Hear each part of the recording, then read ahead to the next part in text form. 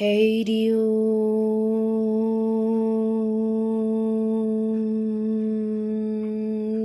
Tatshat Radio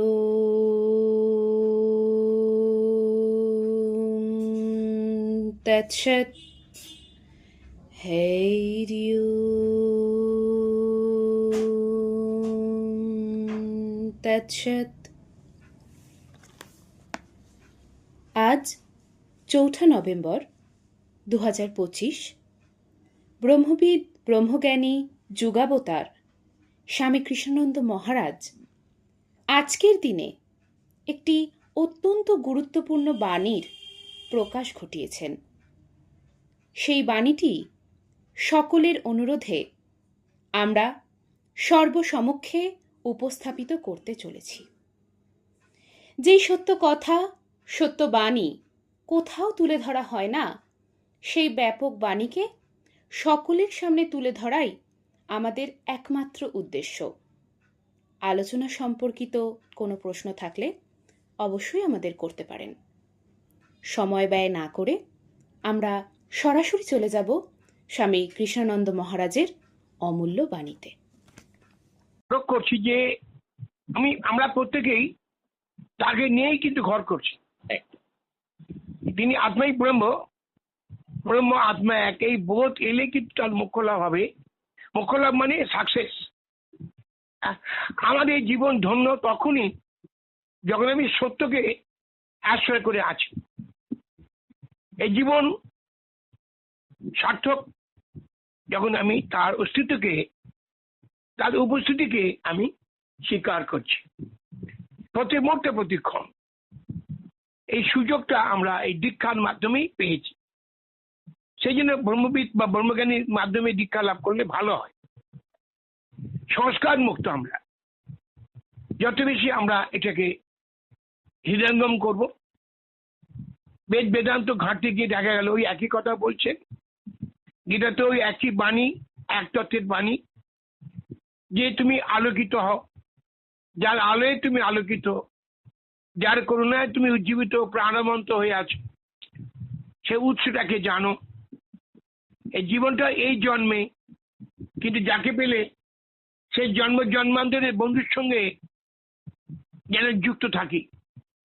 এই পার্থিব জগতে আছি, নিশ্চয়ই থাকবো, কিন্তু তার আগে যিনি আমার সঙ্গে ছিলেন, আছেন, থাকবেন, তাকে ভুলে গেলে হবে না। সেই জন্য গীতায় বললেন আত্মাকে উদ্ধার করবে, আত্মাকে অবসন্ন করো না। ওই আত্মাই আত্মার বন্ধু, আত্মাই আত্মার শত্রু।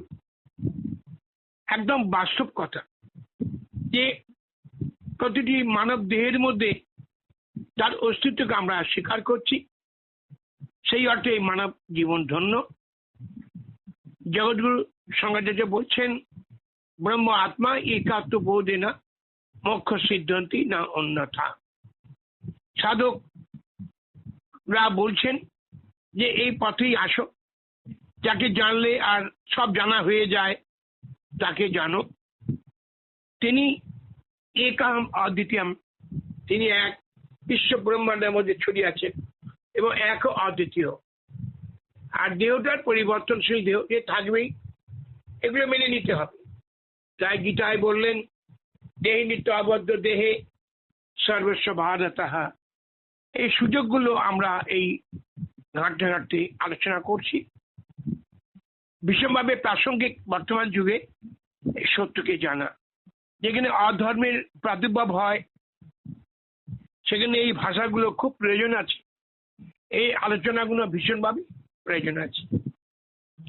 ওই যে গীতায় কথা টানতে হচ্ছে ইয়াদা ইয়াদা হি ধর্মস্য গ্লানি ভবতি ভারতঃ অভ্যুত্থানম অধর্মস্য তদাত্মানং সৃজামহং পরিত্রাণায় সাধুনাং বিনাশায় দুষ্কৃতম ধর্ম সংস্থাপনার্থায় সম্ভবামি যুগে যুগে।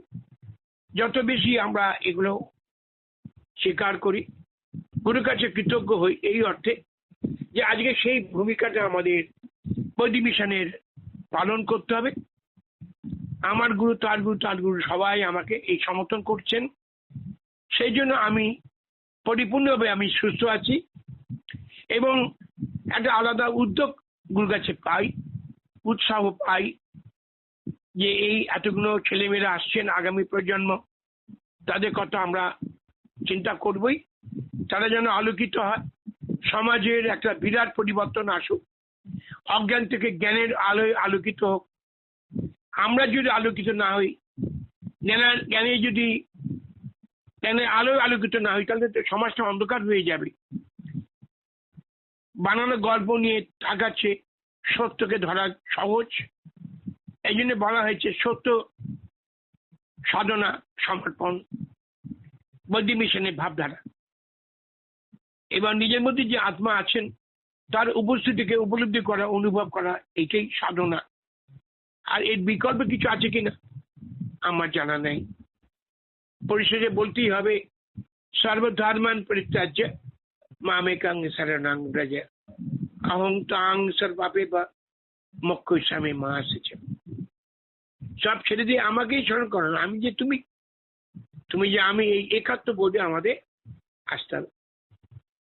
যারা শুনছেন দূরে বা কাছে, তারা ধ্যান দিয়ে শুনবেন, এটা হৃদয়ঙ্গম করবেন। কোনো প্রশ্ন থাকতেই পারে, আপনারা প্রশ্ন করার অধিকার আছে। বৈদিক মিশনের মেম্বারদের কাছে প্রশ্ন করবে, তার উত্তর দেবেন। আমরা এই বৈদিক মিশনের পরিবারের তরফ থেকে আমরা সকলকে আন্তরিক শুভেচ্ছা জানাচ্ছি। হরি ওম।